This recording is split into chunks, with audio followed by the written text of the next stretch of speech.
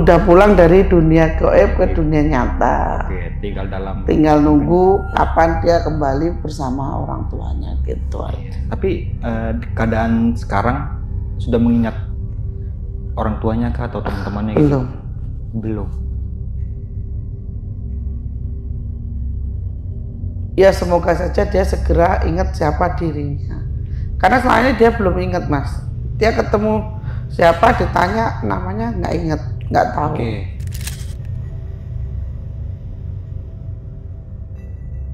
Bakalan ada yang minta? Ada. Dalam waktu dekat minta sepasang. Sepasang?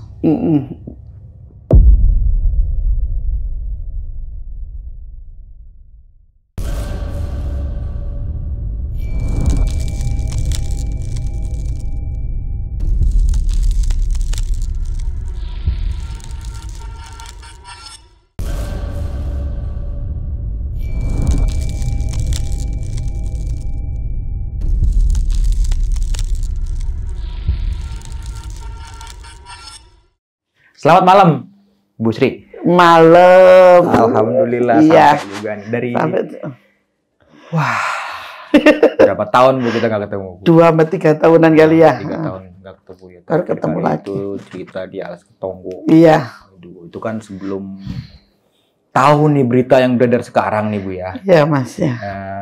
Kisi-kisinya kan ini sudah pulang lagi nih. Insya Allah. Lebih tekankan lagi Bu ya. Beliau ini masih hidup berarti. Masih. Cuma masih belum waktunya aja nih untuk dipublikasikan ya. Dan semoga sehat selalu dimanapun beliau berada Bu ya. Dan keluarganya selalu sehat. Selalu sehat, diberikan ketabahan gitu ya. Dan saya juga penasaran nih Bu ya sama perjalanan spiritual Bu Sri dari awal sampai akhir. Nanti bakal dikasih sedikit ceritanya Bu ya. Ya. Aman Bu ya. Aman-aman siap. Namun sebelum kita masuk ke ceritanya nih, bagi teman-teman yang belum subscribe, silahkan di subscribe terlebih dahulu, like, comment, and share. Jangan lupa nyalakan loncengnya agar teman-teman semua nggak ketinggalan video terbaru dari besok pagi. Dan bagi teman-teman semua nih yang punya cerita horor pendakian dan pengen berbagi pengalaman kalian di sini atau kalian pengen menjadi narasumber di sini, kalian bisa langsung aja kirim ke nomor WhatsApp yang ada di bawah sini.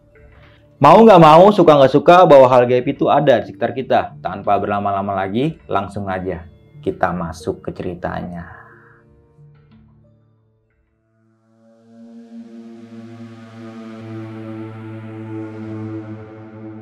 Urutannya jika tidak siap.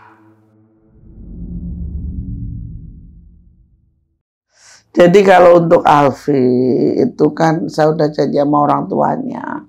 Pokoknya cukup saya sama ibunya yang tahu sama keluarganya. Oke. Kalau mau tanya Alfi itu orangnya gimana? Alfi itu orangnya baik. Dia anaknya rajin, suka bantuin ibunya di pasar. Anaknya juga ceria. Terus cuman waktu mau ke gunung itu ya ada miskomunikasi sama ibunya lah. Dia ada satu permintaan, cuman dia itu ke Gunung Lawu tuh nggak izin, nama ibunya tuh nggak izin. Nggak izin Bu? Ini awal sekali ya berarti? Iya. Jadi dia bilangnya mau main ke Tawangmangu. Gitu. Sebenarnya dia itu udah dapat firasat tuh 3 kali. Jadi ban motornya dia itu kempes itu tuh udah 3 kali Mas. Daerah Boyolali itu dia kempes yang ketiga kalinya dia sebenarnya udah pingin lah nggak berangkat aja lah kayak gitu. Cuman dia mau nyari rumah Pak D-nya apa Pak Le-nya, saya lupa. Pak Le-nya kayaknya. Dia lupa lamanya di mana di Boyolali. Mau telepon ibunya takut nanti ibunya kepikiran kan. Kalau dia bohong ya Bu ya. Ya, akhirnya lanjut lah dia nggak ke Tawangmangu tapi ke Candi Cetho. Gitu dari Candi Cetho. Nah itu kan persiapannya dia nggak lengkap nah itu. Terus naiklah dia ke Gunung Lawu itu.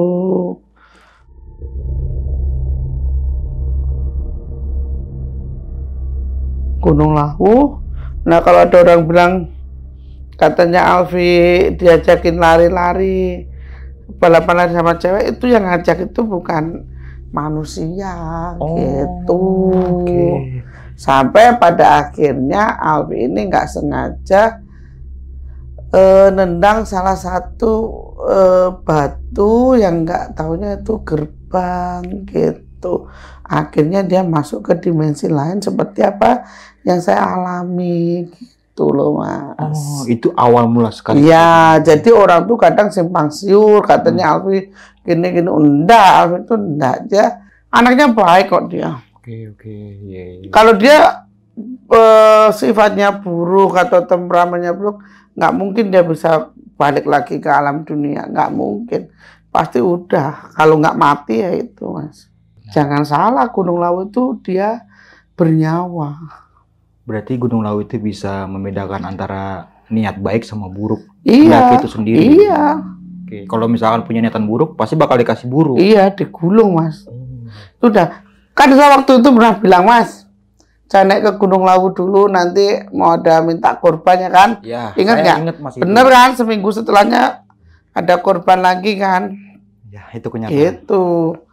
Makanya kan kadang orang, nggak mungkin, nggak pernah. Ya monggo, terserah. Tapi kalau untuk Alfi, ya semoga saja dia segera ingat siapa dirinya. Karena selama ini dia belum ingat Mas. Dia ketemu siapa, ditanya namanya nggak ingat, nggak tahu. Oke. Jadi kalau orang ketemu, janganlah bilang saya ketemu Alfi di situ tuh bohong itu. Oh, oke, kan banyak berita yang beredar ya. Yang kemarin tas itu kan, ya. Tas itu juga sama. Itu kan bukan punya Alfi, Bu. Iya, tapi kan itu kan ibunya telepon ke saya, adiknya ibunya, Mbak Sri ini gimana katanya nemu tas. Lah itu mah bohong, bukan punya Alfi itu. Kan? Ternyata bukan. Benar. Kalau tasnya Alfi kan ada di rumah sama jaketnya. Oke. Tapi intinya sekarang ini Alfi udah pulang, Bu ya? Udah pulang dari dunia gaib ke dunia nyata. Oke, tinggal nunggu kapan dia kembali bersama orang tuanya gitu. Iya. Tapi keadaan sekarang sudah mengingat orang tuanya kah atau teman-temannya gitu? Belum.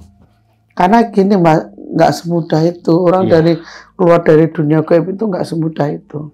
Apalagi kan ini. Saya aja butuh proses berapa tahun sampai saya bisa berinteraksi sama makhluk kayak gitu. Saya lama, hampir 3 tahun, 4 tahunan masa baru bisa berproses berinteraksi.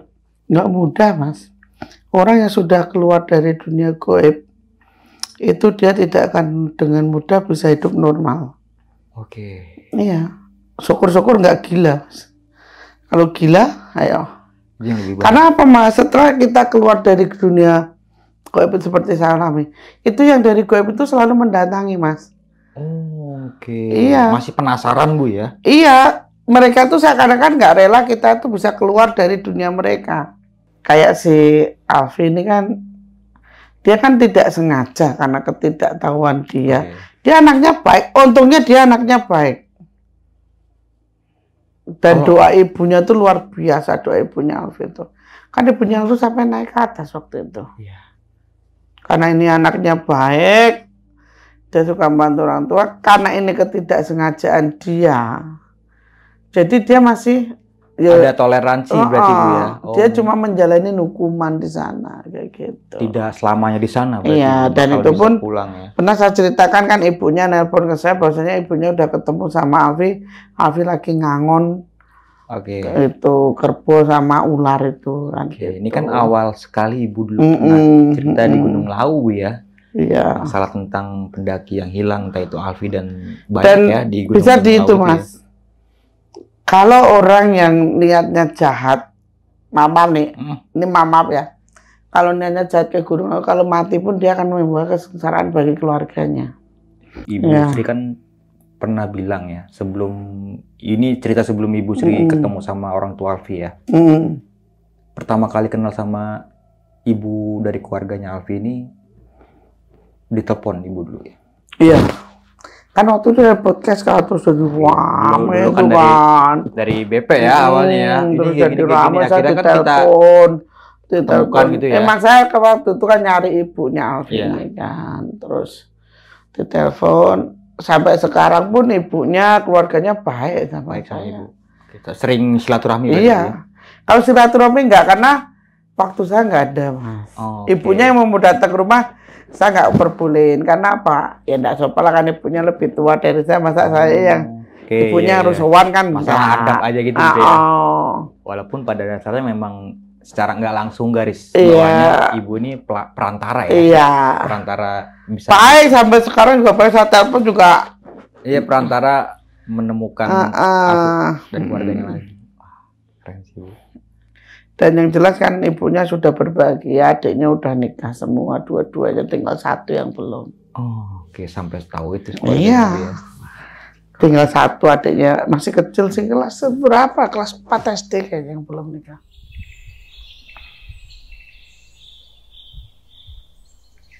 Jadi gini Mas, terkadang itu banyak simpang siur kenapa kok orang cepu nggak boleh ke laut. Nah, itu salah. Itu bukan semua orang cepu, enggak. Oke, kan banyak yang bilang seperti itu ya. Oke.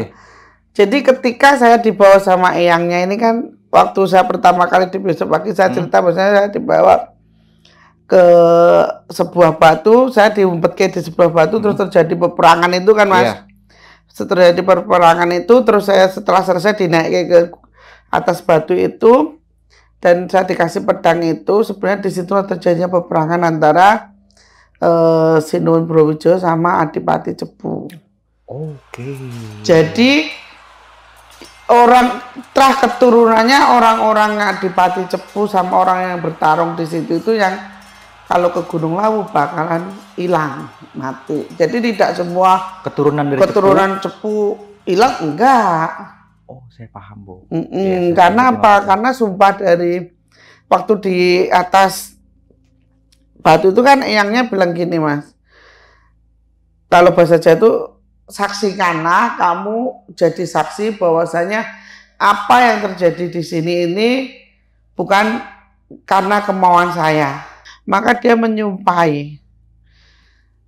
Itu kan yang saya lihat itu kan itu Mas, dari peperangan itu tinggal 4 orang. Yang masih hidup itu ada 4 orang Mas. Oke. Ini dari keturunan Adipati Cepu.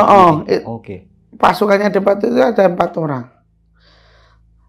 Terus sama yang itu, kamu sebagai saksi bahwasanya siapapun keturunan orang-orang yang bertarung di sini akan mati di sini. Oke. Gitu. Jadi bukan seluruh orang Cepu, bukan.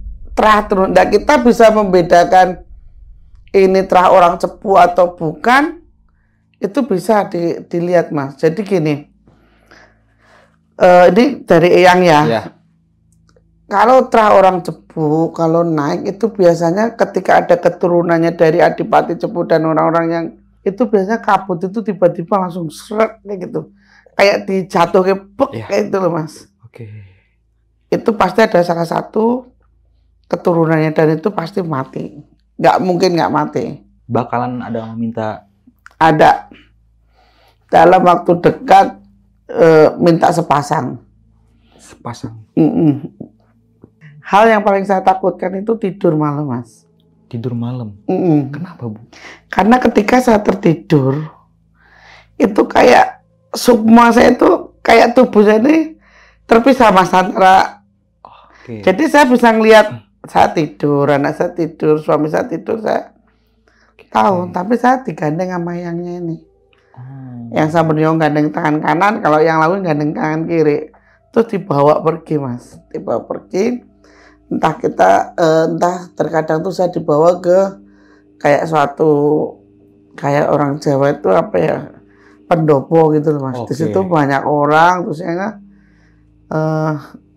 ditunjukkan itu nanti di situ akan ada yang meninggal. Yang kemarin yang perempuan yang universitas mana tuh kan saya juga kasih tahu Rizky. Rizky mau ada cewek yang meninggal di Gunung Lawu, saya bilang gitu kan ke Rizky. Tapi benar Bu ya? Iya benar kata. Ya Allah alam kan hidup mati itu Tuhan yang. Tapi sebelum kejadian itu Ibu sudah dapat gambaran atau dapat informasi ya?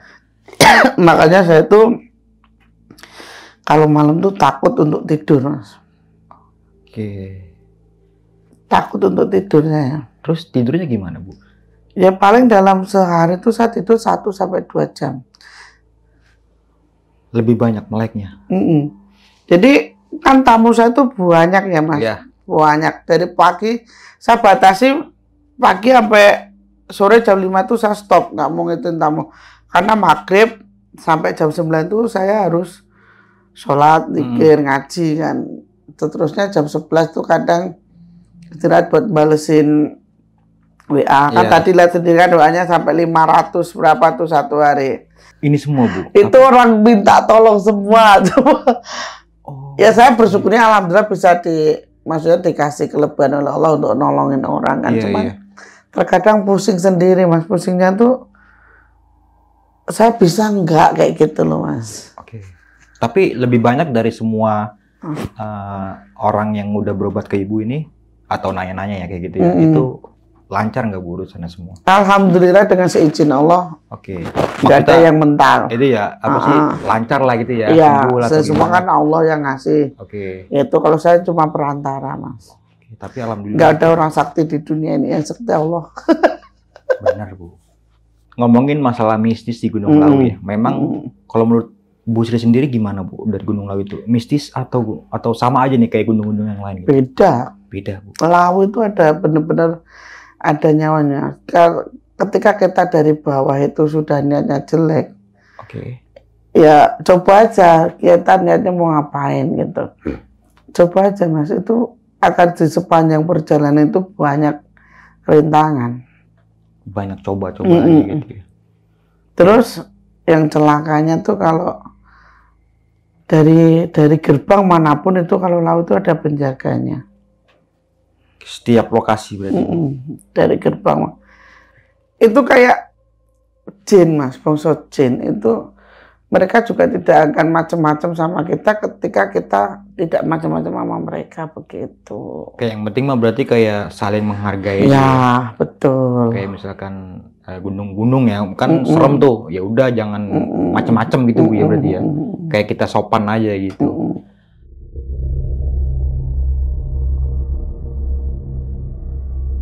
Kecerobohan.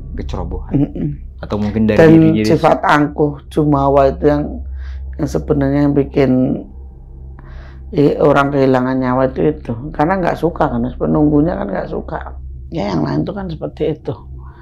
Kadang kan mana nggak ada setan di sini ya terserah monggo kalau mau nyobain ya. Bu Sri ini kan mendalami banget ya Bu spiritual ini dari kapan Bu? Apa mungkin turunan? Apa memang belajar Bu? Kalau saya nggak pernah belajar. Ya semenjak saya jatuh di Gunung Lawu hilang itu, terus dilalahnya mbah-mbah saya itu emang orang pinter semua Mas. Oh, kayak ada keturunan. Iya, gitu ya. Garis keturunan kayak gitu. Itu dari awal tahun berapa Bu mulai bisa seperti itu? Saya dari tahun 2001 tuh udah tamunya udah banyak Mas. Saya SMA tuh udah terima tamu. Masih sekolah tuh ya? Iya. SMA tuh tamunya udah banyak. Tamunya kayak gimana sih Bu? Modelannya Bu? Maksudnya kayak apa dia mau minta rezeki? Apa dia minta? Waktu itu zamannya SDSP nomor banyak Mas. Nomor Bu? Iya dulu. Iya dulu ya, bukan sekarang ya. Iya. Kita kalau sekarang banyak ngechat Bu minta nomor Bu gitu ya. Takutnya gini doang Bu, salah paham takutnya. Itu kan dulu ya. Iya. Itu terus, banyak yang kayak dulu itu Bu. Iya. Sampai dulu tuh ada namanya satu bandar itu Aseng tuh namanya. Bandar Togel di Jawa Tengah. Tapi sekarang masih hidup apa enggak saya nggak tahu. Dulu itu Bu ya, bukan sekarang ya. Dulu banget itu. Zaman SMA tuh 2001. Iya.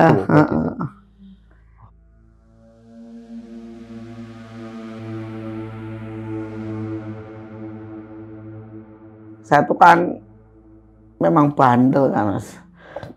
Ya kasus saya tuh sama kayak kasusnya Alfi. Jadi saya naik gunung nggak izin kayak gitu. Terus saya waktu itu bilang sama teman saya mau kencing, tapi saya berasa bahwasanya saya tuh kepleset Mas. Terus itu sama mbah-mbah yang saya bilang. Terus saya dibawa ke satu pasar itu, dimandiin, dibawa ke pasar. Kata mbahnya itu kan, ayo kita nyari temenmu di pasar. Itu pasar Mas Mange, pasar berwujud pasar, tapi di situ itu anak kecil nggak ada. Di Gunung Lawu Bu? Iya. Ada pasar? Pasar bener-bener pasar. Cuman saya tuh kan digandeng sama mbahnya nih. Ketika saya tahu kan namanya mbahnya ini kan Tunggul Wulung. Digandeng, dan di dalam pasar itu saya tidak pernah merasa kenyang. Makan apapun saya nggak merasa kenyang. Nah setelah itu barulah di luar gerbang lagi ada satu perempuan tuh sangat cantik sekali. Terus saya dimandiin lagi, terus dia bilang ke Tunggul Wulung, kamu pergi dulu, sebentar lagi anak ini akan dijemput sama Kanjeng Sinuwun kan gitu. Terus waktu itu saya bilang yang pakai kuda putih itu bawa saya ke tanah lapang yang ada batu besar itu Mas. Saya kan disuruh ngumpet di situ. Oke, iya. Kamu di sini nanti apapun yang terjadi jangan pernah takut kan gitu kan. Sinuwunnya ini bilang, terus akhirnya terjadi peperangan itu kan Mas. Terjadi peperangan. Terus akhirnya saya kan setelah peperangan itu selesai kan Sinuwunnya ini menang. Pedangnya dikasih ke saya. Saya ditarik naik ke batu dan saya ingat betul batu itu ada di bulak peperangan. Di situ kan cuma ada satu batu besar kan. Iya. Saya waktu itu belum tahu kan. Saya ingat betul batu itu di situ. Makanya yang mohon maaf nih, yang nyoret-nyoret batu itu lihat aja hidupnya bau apa enggak. Ini kamu tak kasih pedang. Nanti kamu umur 34 tahun akan punya seorang anak, kasih nama dia Satrio Abimanyu. Ya putra saya ceritakan hari-harinya harus dikubur itu kan kemarin saya ke Lawu lagi. Ngubur kulit kelamin sama itu kan di situ juga. Pasunat itu. Iya. Baru kemarin penamaan putra ini memang dari. Iya, Satrio Abimanyu itu kan. Terus akhirnya dari situ saya dikembalikan lagi kan. Yang ini bilang, Tunggul Wulung, anak ini sudah selesai di sini, kembalikan ke orang tuanya. Akhirnya ketika saya terbangun kan saya ada di belakang tendanya rombongan dari Gunung Pangrango apa-apa itu. Saya nangis terus ditolongin sama mereka. Terus paginya baru nyari teman saya ketemu itu. Tapi setelah itu Mas Mange, itu kejadian luar biasa. Jadi saya tuh sering kesurupan, sering didatengin. Ya percaya nggak percaya itu orang tuh berkepala binatang lah, bertubuh binatang lah seperti itu.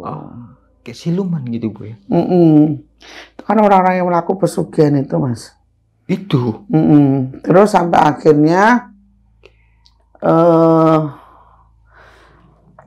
sebelum bapak saya itu meninggal kan, bapak saya ini yang-yangnya ini bilang gini, kamu nanti bapak kamu meninggalnya di hari Selasa Kliwon, tanggal segini, jam segini, itu sama persis Mas. Apa yang dibicarakan dia itu sama persis. Kenyataan? Dan saya juga umur 34 tahun, hamil ngelahirin putra. Iya, itu sama persis dengan apa yang diucapkan sama dia. Berarti secara nggak langsung kayak sudah diramalkan. Iya. Terus, bapak saya kan itu Mas, meninggal itu kan sebelum meninggal itu kayak saya tuh kayak kan saya tungguin kan Mas. Saya bilang, kamu tuh siapa? Kamu bukan Tuhan, nggak mungkin kamu tahu meninggalnya bapak saya. Dia bilang apa? Loh, kamu kalau nggak percaya sudah, tapi lihat apa yang terjadi kayak gitu Mas.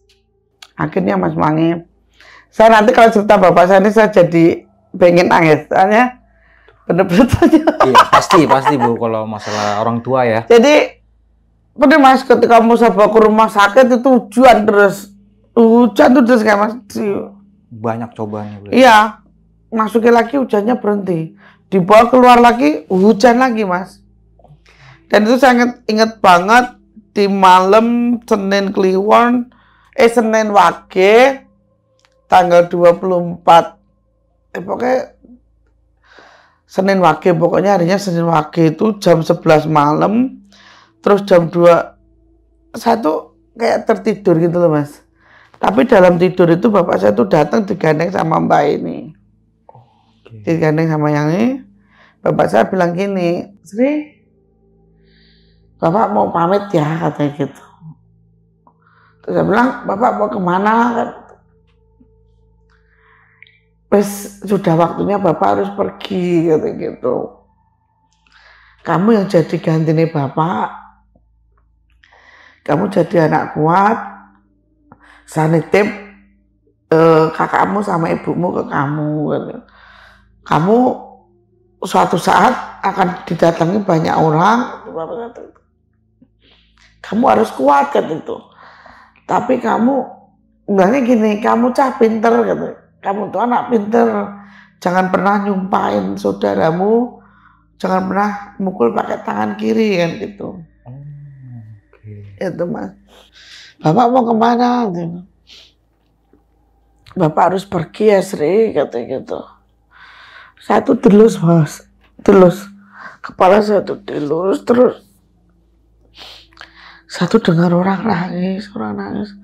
Ternyata bapak saya udah meninggal tepat jam 12:05. Berarti sudah berganti hari, Bu ya? Iya, Selasa Kliwon. Masuk akal nggak? Nggak masuk akal, Mas. Kalau diluka nggak masuk akal. Tapi semua perkataan dari almarhum Bapak ini kenyataan. Iya. Banyak orang yang berobat sama Ibu. Sampai saya yang tadinya nggak boleh nyumpahin, saya sumpahin. Dan kejadian yang membuat jiwa saya kayak orang gila, Mas Kuncang. Akhirnya saya pergi ke hutan. Karas Ketonggo itu selama 3 tahun saya hidup di situ. Sampai saya ketemu sama Mbah Kidir. Mbah Kidir tuh bilang gini. Waktu itu kan saya mau bisa menggantung di pohon itu. Mbah Kidir tuh gini, hei, mau ngapain kamu? Kata itu. Mati, Mbah. Lah kok mati? Biar tenang hidupnya. Yang mati aja belum tentu tenang, kok kamu yang hidup mau tenang. Turun gitu. Saya turun. Berarti digagalkan sama Mbah Kidir. Nah selama 3 tahun itu saya belajar ilmu agama dari Mbah Kidir itu, Mas. Mohon maaf Bu, Mbah Kidir ini kalau boleh tahu siapa Bu? Saya nggak tahu siapa beliau, saya nggak tahu. Tapi yang jelas saya belum menemukan seseorang yang gantengnya tuh seperti itu. Terus tangannya ini Mas lembut. Jadi tangannya ini kayak nggak ada tulangnya. Jadi lembut banget tuh Mas. Kita megang tuh kayak kapas itu. Beda sama tangan-tangan kita begini. Kasar ya. Terus walaupun saya dipukul kayak apapun kepala saya nggak berasa sakit. Gitu. Dia yang ngajarin saya ilmu agama dia. Selama 3 tahun di Alas Ketonggo. Terus pada akhirnya di Alas Purwo kan. Di Alas Purwo sampai saya yang cerita di podcast sebelah itu saya disuruh pulang itu Mas. Yang buminya dilipet itu kan. Ya dan Mbah Kidir itu. Sampai di situ ya udah banyak orang yang datang. Berarti setelah pulang dari 3 tahun ini. Iya. Banyak orangnya. Iya. Mau kita secara nggak langsung udah kebuka nih. Ilmu spiritual Ibu Sri terbuka lah di semua. Iya, saya Indonesia itu yang belum pergi ke Makassar, Mas. Saya di Papua itu udah Tanah Merah, Fak-Fak, Nabire. Itu ngapain? Ngobatin orang. Ngobatin orang. Saya nyari emas sama. Oh ini. Kalau dari Sumatera gitu, ya? Dari Sabang sampai Sigi sampai Lampung itu Mas udah datang semua. Saya dulu sewaktu masih muda kemana-mana Mas, ke Bali, ke Malaysia kayak gitu. Itu buat ngobatin orang tuh, iya. Buat membantu orang tuh. Sampai saya umur 32 tahun itu kan belum nikah. Ibu saya bilangin, lah kamu pun nggak nikah. Ibu tuh malu ditanyain orang-orang. Akhirnya saya tidur berbantal cikrak itu untuk ketemu sama sedulur tua saya itu. Akhirnya ketemu. Bener. Saya tuh umur 34 punya anak, saya kasih nama Putra itu. kayak seperti sudah disetting ya, udah diramal. Hidup saya itu kayaknya sudah ada yang ngatur gitu. Iya, memang semua hidup ada yang ngatur, cuma secara nggak langsung Ibu Sri betul. Bisa ngebaca sedikit lagi. Termasuk Gunung Lawu. Gitu ya. Tadi sempat terakhir Ibu bilang ini bakalan ada lagi. Ya, ini kan kita tidak mau Bu ya. Nggak mau semua dari pihak manapun nggak mau ya, ada kejadian kita kayak gitu. nggak mau ada kejadian itu, cuman ya tergantung diri kita. Kita nggak usah jadi orang tuh nggak usah terlalu jumawa. Kenapa? Dibalik di samping kita itu percaya atau nggak percaya memang ada dunia lain gitu Mas. Dan yang jelas memang kematian itu memang mutlak milik Allah. Cuman kan ada penyebabnya. Lah penyebabnya itu bisa karena kesalahan manusia. Tapi kalau dari segi penyebabnya ini bisa gagalin nggak sih Bu, atau mungkin diubah nih tentang? Ya kalau orangnya mau berubah ya nggak itu Mas. Kalau belum waktunya mati ya nggak mati lah. Tapi kalau menurut Ibu Sri berarti ini udah pasti nih, bukan pasti ya kayak? Iya kayaknya bakal sudah ada, bakal ada. Ini sepasang Bu. Berarti sepasang. Walaupun waktunya nggak bersamaan pasti sepasang. Dekat-dekat ini. Oke nih Bu, kan udah lama juga nih ya ngobatin ya, walaupun bukan apa sih namanya, bukan ini ya, bukan ngobatin kayak perantara gitu, perantara untuk ngobatin orang-orang yang berobat. Ada nggak sih Bu cerita yang menurut Ibu Sri ini, wah ini susah nih diusirnya atau gimana gitu? Iya. Ada Bu? Ada. Mau yang serem apa mau yang... Ada macam-macam juga Bu. Iya, ada sampai putra itu waktu rame-ramenya corona kan nggak boleh pulang gitu ke kampung kan. Sampai saya obatin salah satu preman terkenal di Indonesia kan, itu saya obatin dia sembuh. Putra kan ngajak pulang, mama pulang. Sampai disewain 1 bis. Dari Jakarta, cuman penumpangnya saya sama putra doang. Supaya bisa pulang. Karena pandemi pas momen Lebaran, iya itu juga pas momen Lebaran. Karena di lockdown Bu. Iya, nggak boleh. Oke. Nah selain itu ada lagi Bu? Ada, jadi banyak sih Mas sebenarnya. Kayak misalkan. Karena yang datang ke tempat saya tuh bukan orang seneng, orang susah semua Mas. Orang susah. Mohon maaf, ini kayak gimana Bu? Maksudnya susah itu? Jadi beraneka ragam kesulitan mereka. Ada yang dari mulai rezeki pasti ya? Iya, terus yang kedua kan ada yang pasang susuk, yang masangnya. Dan yang jelas yang ke rumah saya itu bekas orang ketipu sama dukun-dukun kayak gitu. Oh, berarti Bu Sri banyak juga yang namanya yang udah habis banyak baru ketemu saya itu juga. Sampai mereka bilang gini, Bu, saya ini baru ketemu loh Bu, saya Bu kayak orang tuh orang bisa tapi kok nggak pernah target gitu. Kalau saya kan memang nggak pernah itu Mas, nggak minta apapun. Oke, iya. Kayak maharnya lah minimal ya, Bu ya. Saya mahar pun nggak tahu apa itu Pak. Maksudnya kan tahu saya gini, kadang orang nanya kan, Bu maharnya berapa kan kayak gitu. Banyak yang gitu berarti Bu. Saya bilang, oh mahar itu kalau nikah. Jadi karena apa Mas? Kita kalau mau nolong orang, itu orang yang datang ke orang pintar itu orang susah Mas. Walaupun dia kaya Bu ya. Sekaya apapun itu orang susah. Oke. Saya kan pernah Mas, saya pernah dipanggil sama pabrik kujang, pupuk kujang di Cikampek. Itu kan ada satu kayak kalau dibilang blower itu buat itu MPK tuh. Itu kan padahal direkturnya apanya kan kenal, manggil saya kan. Gitu. Itu sering makan korban Mas. Oh, pabriknya itu.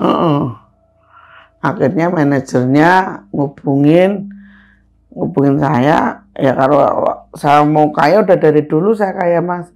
Tamu saya direktur, itu banyak direktur bank, direktur BUMN. Itu kalau banyak. Kalau mau kaya saya dari dulu udah kaya Mas. Saya pernah ikut 2 presiden loh Mas. Tapi saya nggak perlu sebut siapa orangnya. Saya pernah ikut. Itu. Kenapa Ibu nggak mau memilih kekayaan itu semua Bu? Kenapa lebih memilih? Karena kekayaan itu belum tentu membuat kita bahagia Mas. keikhlasan itu yang buat kita tuh seneng Mas kalau misalnya nih kayak Mas Mangi datang ke tempat saya, apalagi kalau yang saya bantu itu kepala keluarga terus dia bisa bangkit, bisa sembuh, terus bisa ngidupin keluarga, itu kepuasan tersendiri bagi saya. Bukan masalah seberapa banyak uang yang diberikan ke saya, bukan Mas. Tapi seberapa ikhlas Ibu melakukan itu semua ya? Iya, jadi ketika orang itu berhasil, terus dia bisa menghidupi orang lain, itu kebanggaan tersendiri bagi saya. Itu kekayaan yang luar biasa, nggak bisa terbeli oleh apapun. Walaupun berapa itu nominalnya, nggak terbayar. Iya. Oke, baik. Bisa diputuskan nanti saya bakal ke rumah Ibu. Boleh, ayo. Berarti banyak macam-macam Bu ya cara-cara yang... Iya, direktur bank itu banyak Mas yang ke saya Mas. Bahkan direktur bank itu Mas, kalau misalnya dia pengen ada satu nih kayak direktur, dia pengen di cabang mana tuh, mau ngambil kepala cabang yang baru atau apa, mereka kirim foto ke saya Mas. Bu, ini orangnya gimana gitu. Saya lihat kan, oh ini orangnya seperti ini Pak, gini-gini. Dan alhamdulillah bener semua. Ya semua karena Allah sih Mas. Perantara aja Bu. Iya. Ya. Allah mempermudah. Oke. Gitu. Visi misi Ibu Sri ini ke depannya mau kayak gimana nih Bu? Ya, apa mau begini aja atau punya rencana lain nih? Saya gini Mas. Saya tuh pengennya orang yang datang ke saya itu datang susah pulang bahagia. Ya. Pengennya gitu. Itu misi pertama saya. Dan alhamdulillahnya orang yang datang ke saya belum pernah kok ada orang, wah Bu, saya belum berhasil kayak gitu. Ya mungkin ada yang belum berhasil, cuman kan belum berhasil sama tidak berhasil beda loh ya. Kayak gitu. Masih bertahap berarti Bu ya. Terus ya karena saya kan bukan Gusti Allah Mas, saya bukan Tuhan. Jadi sekian banyak orang tadi kan Mas Mangi juga lihat sendiri WA aja sehari itu seperti itu kan. Ya saya kan namanya tangan cuma dua, doanya juga tahu yang mana yang dikabulkan ya. Berarti doa kalau dikabulkan dia berarti karena Allah kan. Allah saya sama dia. Kedua saya pengen punya satu tempat buat ngobatin orang nggak usah bayar. Jadi orang sakit itu nggak usah ini Mas kayak mikir ke biaya udah sakit ditambah mikir biaya. Ini sakit dalam artian sakit dalam semua artian gaib pokoknya, ya. Apa sakit semua? Fisik, sakit gaib. Pokoknya orang sakit datang pulang sehat nggak usah mikirin biaya, gratis lah. Siklasnya gitu. Lah. Jadi ya boleh dibilang karena kalau orang gratis itu biasanya dia akan menimbulkan sifat serakah Mas. Iya. Gitu. Tergantung nih kalau sembuh ya lebih besar dari itu bayarannya seharusnya. Iya, terus ya itu sekarang saya lagi ngerintis. Jadi jangan sampai orang itu datang ke orang pinter yang namanya itu udah orang susah disusahin Mas, harus beli kasihan. Minyak, beli kambing, beli ayam. Nggak ada ceritanya jin makan minyak tuh nggak ada. Iya juga sih ya. Nanti ini paranormal pada ngejar saya Mas. Jin makan minyak itu nggak ada. Ada. Sebenarnya minyak itu hanya untuk perantara ketika kita mendoakan, mencium bau aromaterapi yang enak, kita itu akan lebih fokus. Intinya di situ. Intinya itu berarti ya. Saya pakai minyak juga cuma Rp2.000 per milinya, satu segini 35.000. Ada juga media-media ya. gitu kayak apel jin tuh Bu ya. Nggak ada, kalau saya nggak tahu apel jin itu apa, nggak tahu saya. Ada kan di browser-browser. Ya iya, itu kan makanya udah orang susah tuh jangan disusahin lah. Intinya seperti itu berarti. Iya, kita itu hidup itu manfaat lah bagi orang lain gitu aja sih. Iya orang toh. udah susah terus disusahin lagi.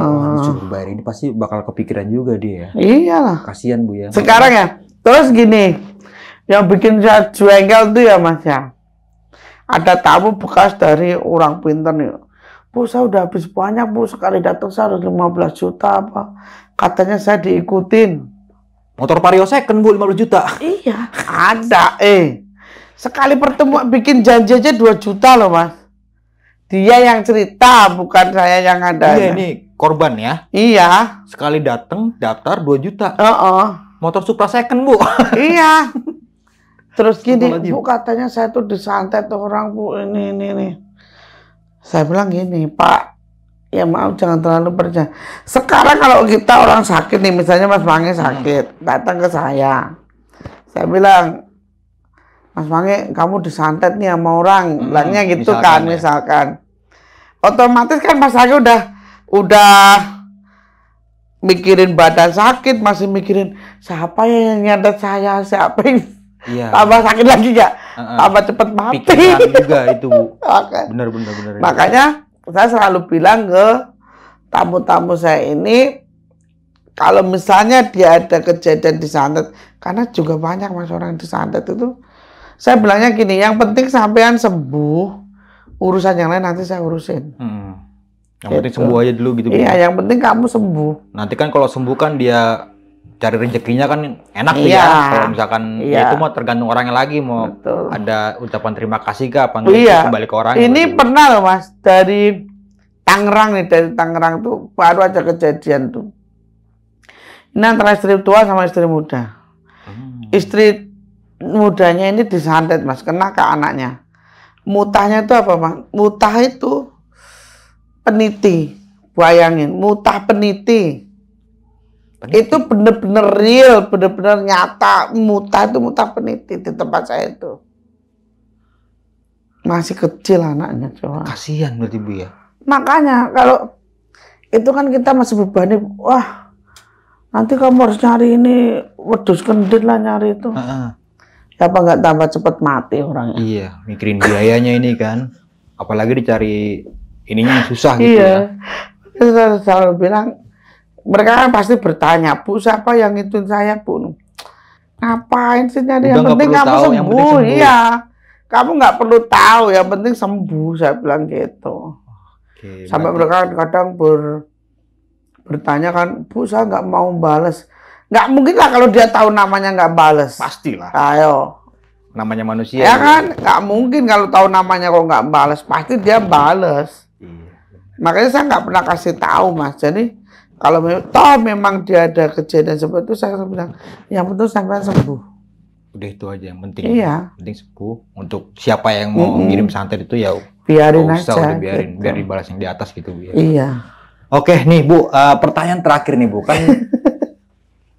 Ini kan Ibu Sri kan selaku mediasi ya. Iya, medianya. Perantara. Awal mula kepulangan Alfi ya. Kan dari ibu juga nih awalnya. Iya. Kalau nggak salah yang dari ibunya orang tua Alfi itu nelpon ke ibu. Gimana caranya pengen ketemu anaknya. Walaupun dari mimpi. Nah, bisa dijelasin lebih detail nggak Ibu? Proses itu sampai proses. Ya, karena Ibu Alfi ini kan juga orangnya baik, Mas. Itu kasihan loh Mas. Disuruh naik gunung tuh. Ya, siapa sih yang nggak mau anaknya? Iya, suruh naik gunung lawu bawa sajen.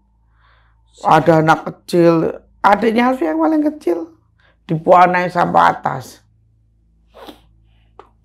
Ya kayak gitu kan kasihan Mas. Dia sudah kehilangan anak, suruh bawa ini, bawa itu. Ya kan? Terus, saya kan nggak pernah, ibunya tanya, Mbak, apa saya perlu naik ke gunung? Nggak usah, Bu.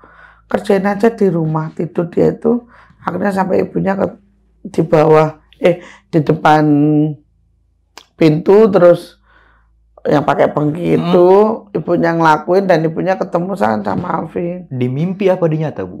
Mimpi, jadi itu kayak dibilang mimpi sebenarnya enggak sih, Mas. Jadi kayak memang susah jelasinnya. Jadi memang kayak saya nih dibawa terus dipertemukan kayak gitu loh. Mungkin di bawah alam bawah sadar, tapi bukan mimpi. Rogo Sukma mungkin Bu. Mungkin iya. Akhirnya kan ibunya, oh ya Mbak Sri, saya udah ketemu sama berarti ini dilakuin nih tidur ini.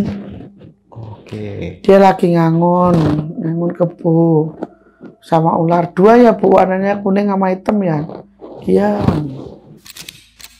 Halo sob, sebelum lanjut ke video, gue mau kasih tahu nih bagi teman-teman semua yang mempunyai cerita horor, kalian bisa langsung aja kirim cerita kalian ke Instagram kita, yaitu dengan keywordnya besokpagi.edv atau ke email besokpagi.ch@gmail.com. gmail.com. Tunggu apa lagi? Langsung aja kirim cerita kalian segera. Akhirnya kan ya, kalau saya bohong Mas, kalau saya ibaratnya mau nyari-nyari, nggak mungkin lah ibunya aku sampai sekarang baik sama saya Mas. Komunikasi masih baik, ya kan? Tapi kan ini kan awal mulanya nih, Ya, awal-awalnya seperti ini. Tapi setelah itu kan pasti ada tahap-tahap berikutnya dong. Iya, ada sesuatu yang nggak perlulah saya buka di sini, ngapain kan gitu. Enggak, wis. Ya, karena ini kan banyak banget nih pertanyaan dari semua Orang. mungkin orang yang katanya kok sampai sekarang masih belum diketemuin. Tenang aja sih, tadi suatu saat juga pasti juga akan ada kabar beritanya. Pasti ada, Bu. Iya, makanya jadi orang tuh nggak usah terlalu kepo dengan orang lain. Udah, wes to. Tapi bakalan ada ini dalam artian. Ya kan saya sudah janji sama besok pagi. Oh iya, saya ingat. Saya pengen ngomong Saya itu kemarin baru. sama Bang Arfi kan saya bilang, Iya. kan mau saya anterin. Cuma kan kayak bilang, oh enggak, saya janjinya mau besok pagi nanti. Suatu saat saya ketemukan gitu. Berarti Ibu masih memegang janji itu, Bu? Iyalah. Wah, alhamdulillah, Gitu. keren. Bu Sri keren. Itu janji 2 Iya, tahun yang lalu. Ya? Iya. Nanti kalau nggak salah Bu Sri pernah bilang seperti ini. Nanti kalau misalkan semua udah kumpul, keluarga Alfi dan ibu bapaknya, semua keluarganya kumpul, orang yang pertama bakal dikabarin tuh besok pagi. Ya, iya, Iya, Bu ya. iya. Nah, kita kumpul ini dalam keadaan Iya, udah sehat bahagia. semua, Bu ya. Udah normal lagi gitu. Berarti sekarang intinya Alfi ini udah keluar, Udah ada nggak di ada dunia di kita alam ya. gaib, udah. Udah di dunia kita, cuma dalam proses pengobatan. Oke, karena pengobatan lintas dimensi itu nggak gampang, Bu ya. Nggak gampang. Saya Susah, Bu, aja ya. Karena kan hampir perbedaan 4 waktu juga nggak, Bu sih, Bu? Iya. Antara dimensi waktu itu. Perbedaan waktunya seperti apa tuh? Misalkan sini sehari, di sana berapa hari gitu? Saya nggak bisa mastiin ya Mas ya, tapi yang jelas mereka yang keluar dari situ nggak akan mengalami tua. Sama seperti itu. Sama terakhir kali dia hilang Iya. seperti itu. Iya. Gitu. Jadi kan 2019, sekarang 2000 kan hampir 6 tahun ya. Iya. 6 tahun, 7 tahunan. Seharusnya kan bertambah usianya. Tapi masih segitu aja berarti. Terakhir Iya. kali dia seperti itu. Tapi ya sekarang udah dia mungkin ada kumisnya, pada jenggotnya mungkin. Kan dia udah di luar alam gaib. Udah kayak kita ya. Iya. Oh, iya. Gitu. Udah agak numbuh ya berarti ya. Udah dewasa berarti, Bu. Iya. Terus juga tadi juga kita sempat ngomongin masalah dari segi mistisnya Gunung Lawu itu kan udah dijelasin semua sama Ibu Sri tuh. Nah, kalau menurut Ibu Sri nih, kan banyak nih pendaki-pendaki sekarang nih yang banyak kecelakaan di gunung, Bu ya. Beberapa hari lalu kan ada beberapa pendaki yang terjatuh, yang hilang bahkan sampai mengalami kematian, Bu. Nah, kalau dari dilihat kejadian ini ada sangkut pautnya nggak sih, Bu, sama hal-hal gaib di gunung itu? Tidak semua. Tidak semua, Bu. Tidak semua itu berhubungan dengan yang gaib, Mas. Oke.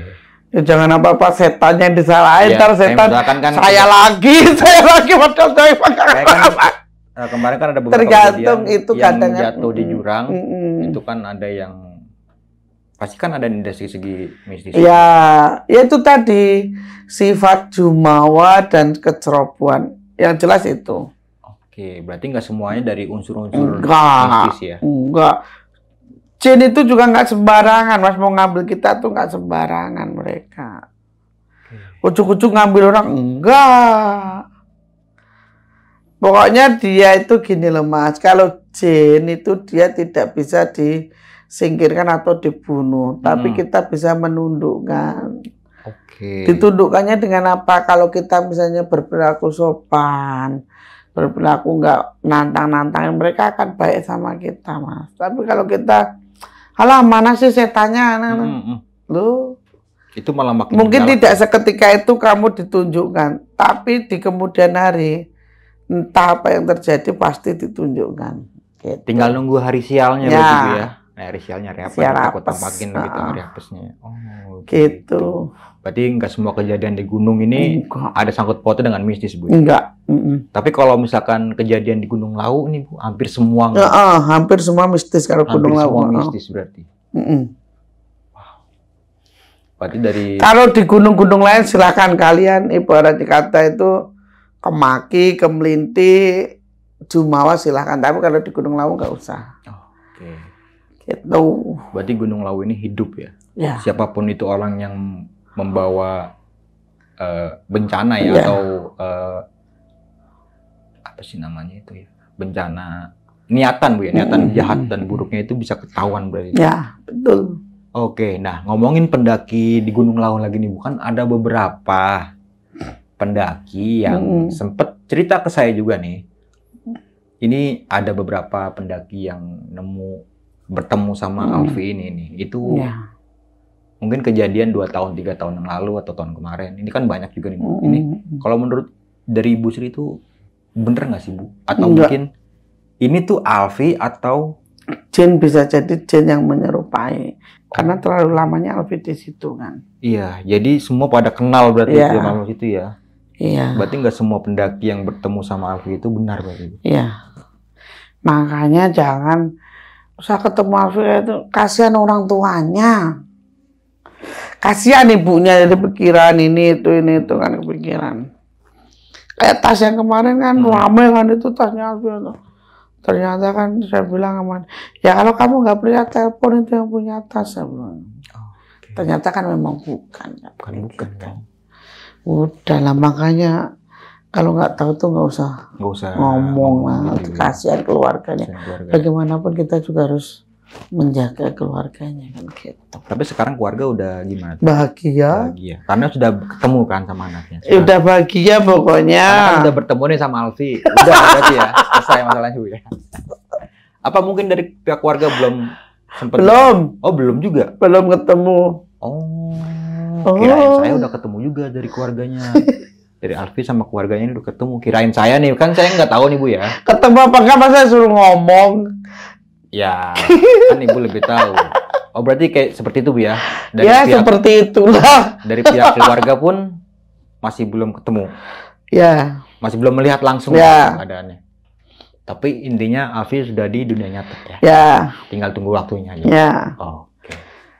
Oke, Bu, terima kasih banyak nih, Bu ya. Udah mau berbagi kisah-kisahnya lagi. Sama-sama. Tapi niat kedepannya lagi nih. Saya ini untuk menegaskan lagi, Bu ya. Kan tadi Ibu saya sempat bilang bakal ada lagi nih, sepasang nih di Gunung Lawu. Saya mau konfirmasi lagi, Bu, apakah benar atau tidak? Kita tidak bisa memastikan kematian seseorang. Ya. Tapi kalau apes itu tinggal nunggu waktu gitu. Ya, kalau kematian itu mutlak milik Tuhan. Tapi kalau apes kita tinggal nunggu waktu, gitu aja. Berarti secara nggak langsung kan Ibu udah dikasih gambaran apesnya kapan kan kita. Tapi dari sedikit aja nih, Bu, sedikit aja kan sempat dibawakan sama Ayang. Ngelihat bakalan ke depannya nih seperti ini. Ditampakin nggak nih, Bu, sosok korbannya? Korbannya nih kayak gimana? Ditampakin berarti. Ibu ngelihat. Tahu mukanya seperti apa? Tahu orangnya itu tahu. Bukan cuma nama doang ya. Berarti memang. Kalau nama nggak tahu, tapi orangnya seperti ini itu tahu. Maksudnya berhadapan dilihat kan gitu. Ini bakalan ini. Ntar di belakang saya bilang ya. Oke, Bu, terima kasih banyak, Bu ya. Sama-sama. Sehat selalu dan kalian juga sehat-sehat ya. Yang penting bersyukur. Semoga tamunya makin banyak. Jangan, udah kebanyakan, jangan makin banyak lagi. Kenapa emang, Bu?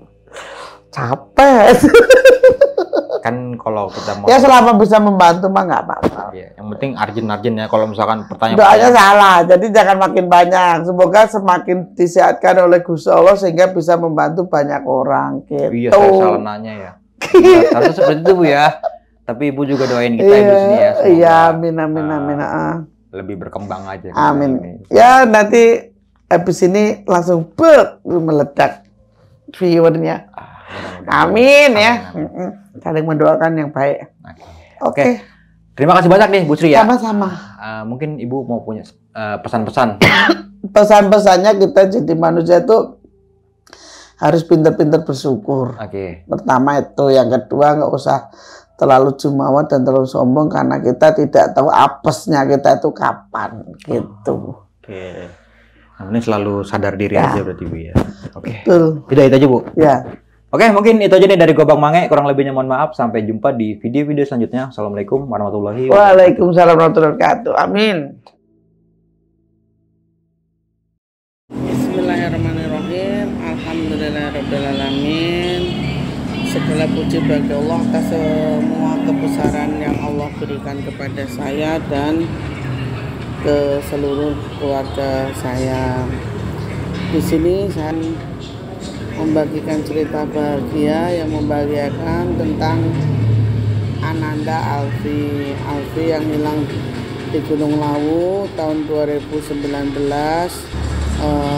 Alhamdulillah beberapa kali saya berkomunikasi dengan ibundanya Alfi, dan setelah ibundanya Alfi itu melakukan apa yang saya sarankan, yaitu tidur di depan pintu berbantalkan ikra atau pengki beserta janur.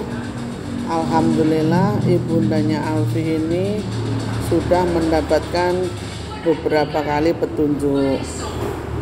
Yang pertama, ketika ibundanya Alfi ini tidur pertama kali, ibundanya Alfi ini mendapatkan petunjuk bahwasanya Alfi itu sedang berada di belakang sebuah gerbang. Lalu saya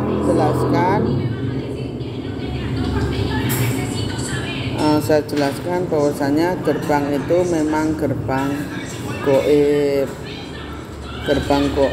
gerbang yang memang itu berada di Gunung Lawu. Lalu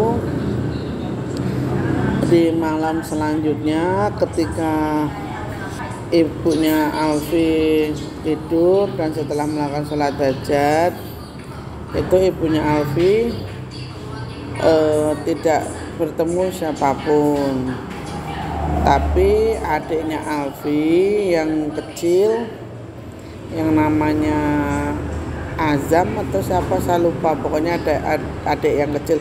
Jadi Alfi ini punya 3 adik. Adiknya pas itu cowok, terus cewek, cowok lagi. Jadi putranya ibu ini ada 3 cowok, 1 cewek.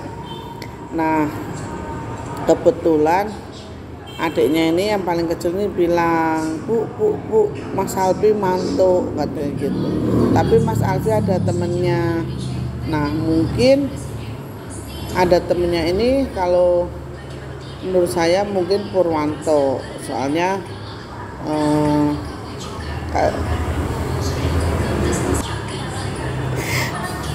jadi bapaknya ini ketemu dengan kakek-kakek dan bilang bahwasanya anaknya akan kembali. Nah, sering berkomunikasi dengan saya, ibunya Alfi, dan tadi habis teleponan dengan saya, ibunya Alfi berkata bahwasanya ibunya Alfi ketemu dengan Alfi. Alfi itu lagi ngangon kerbau, terus burung, sama itu burung sama ular. Nah, saya jelaskan karena ibunya Alfi ini kan takut ular, kan firasat nggak baik. Tapi saya tanya, ularnya kembar apa enggak, Bu? Ularnya pendek apa enggak? Nah, ibunya Alfi bilang warnanya kuning enggak, Bu? Ibunya Alfi bilang, iya Mbak, ularnya kembar, warna kuning, pendek. Nah, saya tahu ular itu siapa, dan burung itu juga siapa, kerbau itu siapa, saya tahu, udah saya jelaskan dengan ibunya Alfi. Terus saya tanya, Bu, ada komunikasi enggak dengan Alfinya? Ibunya berkata, ada Mbak, komunikasinya gimana. Saya nanya sama Alfi, le kowe gak ngopo-ngopo kan le? Ora mak, aku ora ngopo-ngopo. Banyak le, kamu gak kenapa-napa le? Enggak mak, saya nggak apa-apa gitu. Terus ibunya Alfi ini, jadi Alfi ini meluk, terus ibunya merasa badannya agak kurus, cuman itu tapi badannya seger. Saya bilang ya bu, memang Alfi agak kurusan.